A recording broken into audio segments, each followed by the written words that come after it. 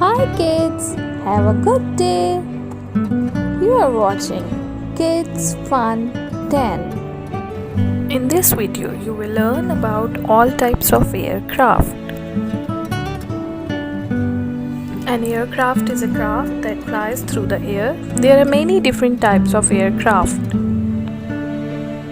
An aeroplane is a type of aircraft that has fixed wings for lift and a means of propulsion.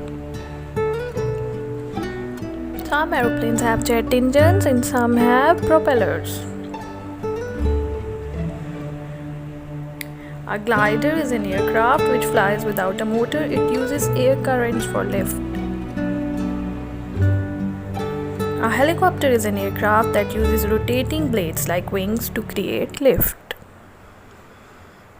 A hot air balloon is an aircraft which is lighter than air. It's just like a party helium balloon floating into the air when you let go.